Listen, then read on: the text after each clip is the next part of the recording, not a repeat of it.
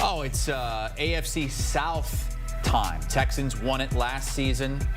Jags and Colts are up there in odds, looking to push them this season. The Titans, maybe they take a step forward as well with Will Levis taking the reins for his first full year as a starter. Our Evan Washburn was at Jags camp recently and talked with Trevor Lawrence about his big new contract.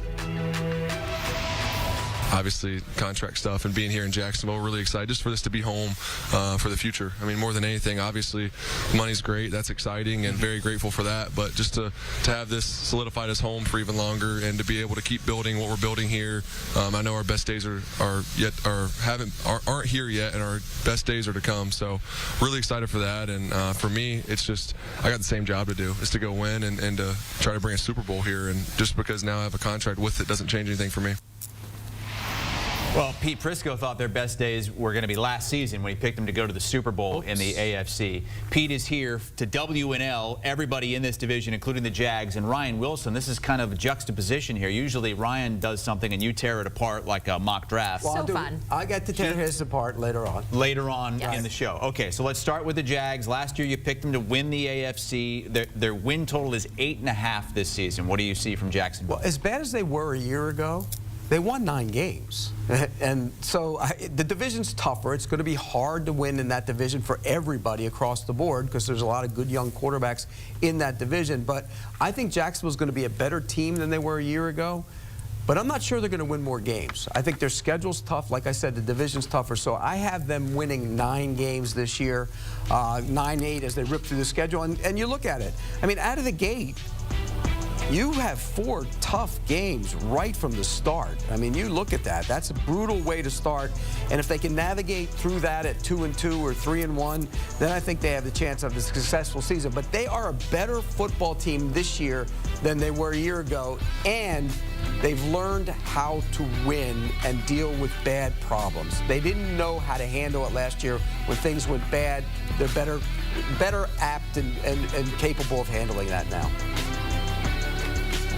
I'm not sure how they learned how to win when they lost all those games down the stretch to get to 9-8. But I do agree with your other point, Pete. I think this is a much better football team, and the record may not reflect that. They may have the same 9-8 record. And I went through your wins and losses to try to pick it apart. I don't have a lot to push back on. Maybe they lose at the Dolphins in week 1, or maybe they struggle against the Browns in week 2 if Deshaun Watson's healthy. But they could win those games easily. And then the only other 2 games I could come up with, maybe they can beat the Bears on the road in the middle of the season. And a few weeks later, they play at Philly. But again, those are road games against tough opponents. We don't know what those teams are going to look like in terms of where they are in their journey through the season. So 9-8 feels about right. I think you're right. This is a better football team. I have questions about the wide receiver position after Christian Kirk. Brian Thomas Jr. is a rookie, and he's a big play threat, but he's still learning the position. I think you saw him out there at camp and said as much to me. Gabe Davis is coming up for Buffalo. What are they getting from him? Obviously, they know what they have in Evan Ingram at tight end, but it all starts with Trevor Lawrence. And as he mentioned to Evan there, he's got all the money that he needs. Now it's a matter of going out there and playing week in and week out. Just of note, Pete was also there that day. He made sure to let us know that he was at Jags camp that day. Trevor would only talk to Evan. I don't know what happened there. Yeah, well, I got Josh Hines Allen. He changed his name. He did change his name. That was actually a good one because he actually had a screensaver from a year ago for when I said they didn't have a game record on his phone the entire year. It said 41 game record. Look at you. And so I told him he owes me some of that contract that he signed. And did he agree to give you some of that? No. Of course not. All right, we're going to look at the Texans now. They won the division with 10 wins last season, but they added Stephon Diggs. Right now, win total is set at 9.5. But you don't know if Diggs is going to be good or bad for that team. What do you think? Well, he wasn't good for the Bills in the last couple of years, and he wasn't good on the football field the last 10 games of the season last year. If you go look at his numbers, they were below average, to be honest with you. And being in Buffalo last week, or Rochester when I talked to the Bills, I can tell you they're not too sad that he's gone. And, you know, look, he's going on a 1-year deal, so he's probably going to be on his best behavior with the Texans and try and get a long-term contract. But he turns 31 in November. That's old for an NFL wide receiver, so you got to be careful with that. I just don't know how this team's going to handle being the hunted. You know, last year they surprised a lot of people. And C.J. Stroud's, you know, if he has the same type of season he had last year, he's on his way to being truly special. But that's a bit, you know, we don't know if he can. Sometimes second-year quarterbacks fall back a little bit. I don't think he will. But I think this schedule is brutal this year. You play the first-place schedule. You play a tough division. I just think it's going to be tough to navigate. I don't see them getting past 9 wins. I got them at 9-8. Jenny and Chris, we heard Pete there mention he was in Rochester last week. The highlight of his trip to Rochester, good old Ryan Wilson came to see him on Thursday, and this is how we ended our trip together, just because you know that Pete's a solid person. We sat on a park bench and we had some ice cream, and that's a true story. Really? So That think is about so that. sweet. You got Pete Very to nice. eat food? That's the first time that's happened in over a year. No, it was good. That ice cream place is the best ice cream place anywhere. What is it? It's a dairy. It's a dairy. It's unreal. All right. Ryan will you- attest to it. It was the You best. walk up, you milk the cow, and then they well, take that fantastic. over to the ice cream shop. No, we got it Churn the it other way. slowly. All right, Ryan, do you agree with that? His take on the Texans? Oh, yeah. I was know. so excited to talk about ice cream and Pete, I forgot. So fine. here's the thing, and I told Jack, producer Jack, this, that 9-8, 10-7, excuse me.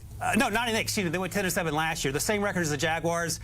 I have a hard time seeing that. I understand what Pete is saying, and Stephon Diggs may not be the person he was in the previous seasons with Buffalo and the Minnesota before that, but they have Nico Collins. They have Tank Dell coming back off of injury. They got Joe Mixon. He has been banged up so far, but he's going to be helping that running game. The offensive line and the defense are going to be better. I'm not concerned about C.J. Stroud. So I went through Pete's wins and losses here, and look, 9-8 feels a little low. I could get to 11 wins. Maybe there's 2 more wins out there, whether it's week 1, Pete has them losing at Indy. Maybe they can beat the Packers on the road. But again, all the losses that I'm talking about are games that are on the road where it's always tough to win. But I think 11 wins feels a little closer to reality for me, especially after this team won 10 games last year. But Pete points out, tougher schedule. People are now coming after them. They're not surprising people. But I have a lot of faith in what DeMeco Ryans was able to do last year. So you've got the Texans and the Jags with 9 wins, Pete. And spoiler alert, you don't have the Colts or Titans at 9 wins. Who do you have winning this division? Well, I think the Texans will win the division. Okay. I do. I think they'll win. They'll find a way. But it's going to be tight the entire season across the board. I think all the teams in this division are all better than they were a year ago. Including the Colts, who hope to have a healthy Anthony Richardson this season. And I've heard some of our analysts, some of our betting analysts, they like the Colts to win this division. They won 9 games last season with a guy that you think's just a backup quarterback in Gardner Minshew. Well, if Anthony Richardson stays on the field, they're clearly a better team because he's a better quarterback than Gardner Minshew. But that's a big if. I mean, it's been a problem in his entire career. But more than that, this team hasn't won the division. I mean, you know, for all the talk about how great they've been drafting and good offensive lines and Chris Ballard's a star, time for them to win a division once in a while, and they haven't done it under this regime. So I do think it's a big year for them from that standpoint. They have questions in the secondary, particularly at corner. I think they'll be better than they're going to be a better team than they were a year ago, but not quite win as many games. So I do think that they're going to push for the division title, but I think in the end they're going to win 8 games. 2014, the last time they won the division. Has it been that long? 10 years now, Ryan. Jeez. What do you think? Yeah, I think Pete's right on with this one. 8-9, maybe 9-8. They were 9-8 last year with Gardner Minshew, of course, after Anthony Richardson got hurt. But it comes down to their now second-year quarterback, former first-round pick.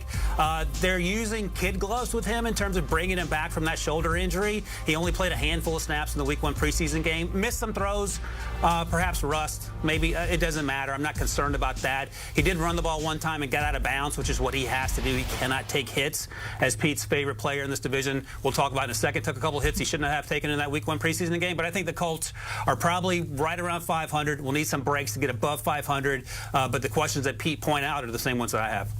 So your favorite player got to be Will Levis, right? The Mayo Man.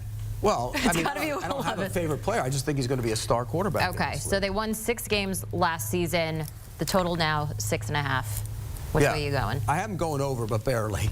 Barely. I think this team's a year away. I think first-year head coach. I think he's an impressive guy, Brian Callahan. I think getting his father in there as the offensive line coach is big for that franchise. The left side is young. You have a rookie left tackle. You have your second-year guard. They signed a free agent center. They're going to be better on the offensive line, but I think they might be a year away on the offensive line. But I do think Will Levis now has weapons. Calvin Ridley, he's going to be able to get the ball to those guys. I think the ball gets out quicker. He's so much more comfortable with where he is as a quarterback in this offense. Do you think every team in this division is better than they were last year? Wow. I do. I think this division is sneaky good, and I think they're going to cannibalize each other. I think it's going to be tough to win at the other guy's spot, no matter where you're playing. So it's going to be a tough division, but I think they'll win 7 games, and watch out for them a year from now. All right. Brian?